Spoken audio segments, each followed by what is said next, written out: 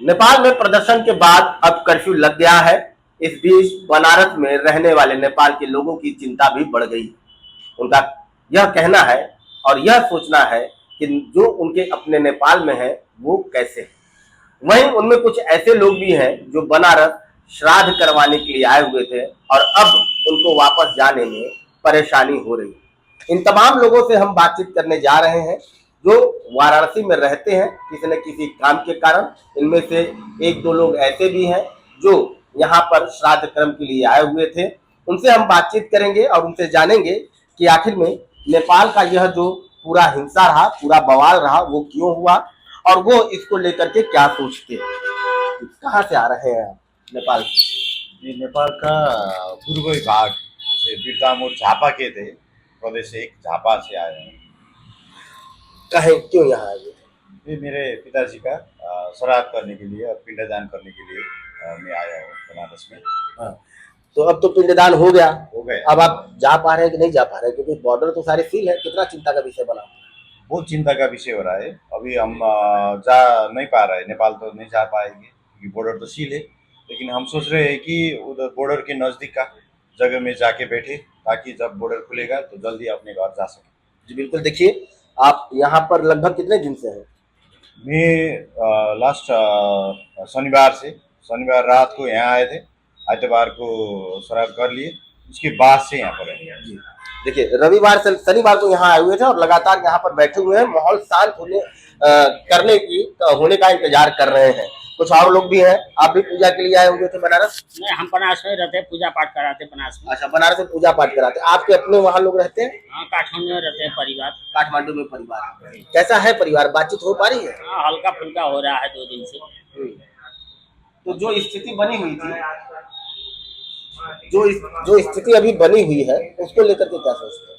और क्या सोचते? नहीं, जो है वहाँ पे जो हालात है, वो हालात को लेकर के आप क्या कहना चाहेंगे कि जैसा हालात क्यों बना? तो छोड़िए, हमको नहीं आता तो क्या कहेंगे हम।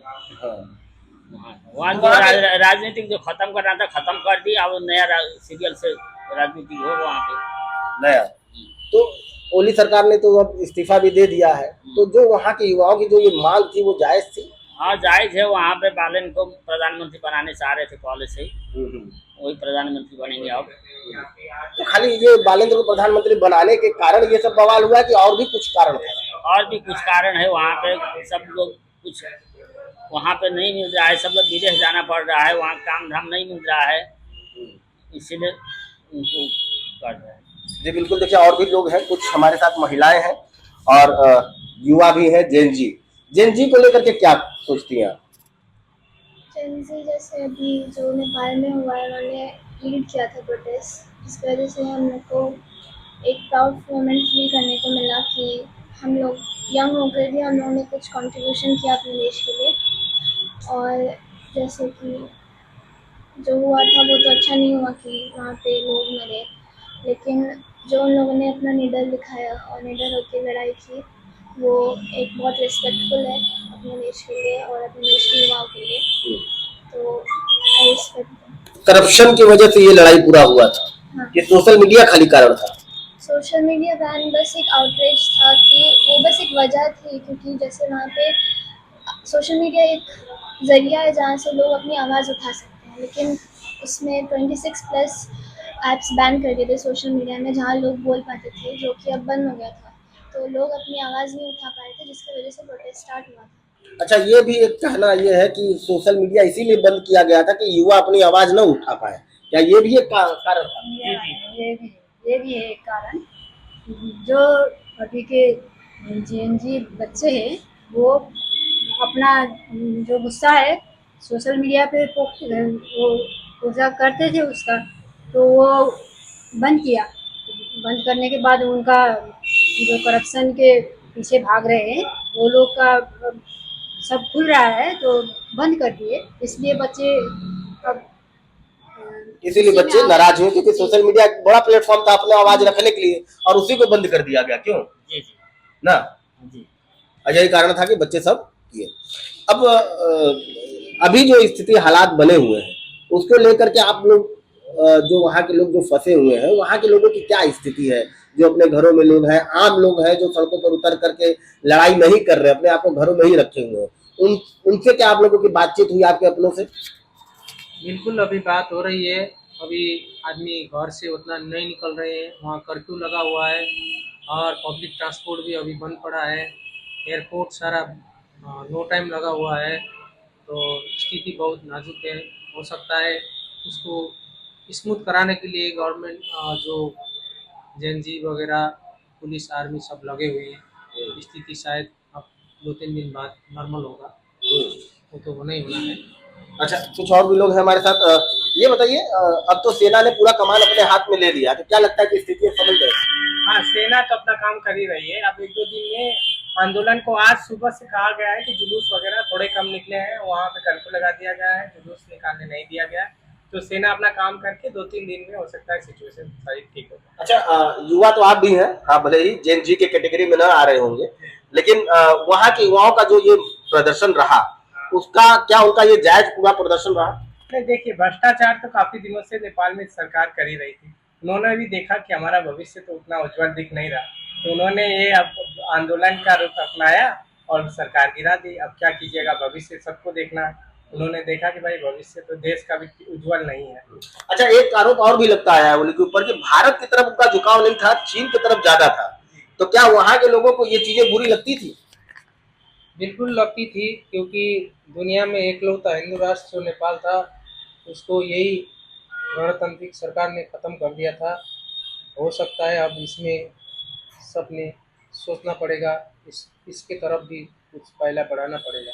इस दिशा में भी जो आने वाली सरकार है उसको सोचना चाहिए। इसे बिल्कुल सोचना चाहिए, तभी सब के लिए एक तो रेस्पेक्ट होगा। आपका क्या कहना है कि ओली सरकार लगातार चीन की तरफ उधर जा रही थी, लेकिन भारत की तरफ नहीं देख रही थी? नेपाल में जो पार्टी है, उसमें जो ये ओली का नेकपा एमाले पार्टी है, और उसमें ओली जो अब अध्यक्ष है, ओली का वो दृष्टिकोण होगा। लेकिन नेपाल का दूसरा पार्टी और नेपाल का जनता का ऐसा नहीं था, क्योंकि भारत से जो संबंध नेपाल का जनता का है, वो हम परापूर्व काल से है। और अभी हमारे सर ने भी बताया, वो हिंदू राष्ट्र, वहाँ का बहुत हिंदू लोग है, वो हिंदू राष्ट्र का ये विषय, ये बहुत बहुत महत्वपूर्ण विषय है। ये अंतरिम सरकार को सोचना पड़ेगा। जेएनजी का समर्थकों को भी ये भी एक मुद्दा साथ में ले जाना पड़ेगा। जेएनजी को ये भी एक मुद्दा साथ में ले जाना चाहिए, मुद्दा होना चाहिए वहाँ पर हिंदू राष्ट्र का। हाँ, हिंदू राष्ट्र का मुद्दा तो होना ही चाहिए। पहले हिंदू राष्ट्र ही था, नेपाल को बहुत सम्मान मिलता था नेपाल में। राजतंत्र आएगा तो और बढ़िया है, लेकिन राजतंत्र अभी आएगा नहीं नेपाल में। तो ये ओली की जो तानाशाही थी, वो ये हिंदू राष्ट्र में भी था, देखने को मिल रहा था क्या? क्या ये ओली की जो तानाशाही थी वो किस किस प्रकार की थी? आप लोग जिसे वहां रहते हैं या जानकारी लेते हैं, तो किस किस प्रकार की? ऐसा है, ओली जो नेता है वो तानाशाही प्रवृत्ति का था। वो अपने आसपास का जो है उसी को लेके आगे बढ़ना चाहते थे, और वो दूसरे का बात नहीं सोचते थे, ठीक है। और जनता की तो बात नहीं सुनते थे, अपने विचारधारा को थोपते थे। उसलिए ये सब का कारण एक ओली भी है। तो बिल्कुल, ये तमाम जो नेपाल के लोग थे उनसे हमारी बातचीत हुई, और उन्होंने साफ कहा कि ओली जो है अपनी विचारधारा को वो थोपते थे, तानाशाही रवैया था, भ्रष्टाचार भी जमकर था। लगातार युवा उनका विरोध कर रहे थे, और विरोध का सोशल मीडिया एक बहुत बड़ा मंच था, और उसी मंच को अचानक से ओली ने बंद कर दिया। और यही कारण रहा कि एक साथ पूरे नेपाल के सड़कों पर युवा आए और इतनी बड़ी हिंसा की। रवि पांडे, न्यूज़ 18, वाराणसी।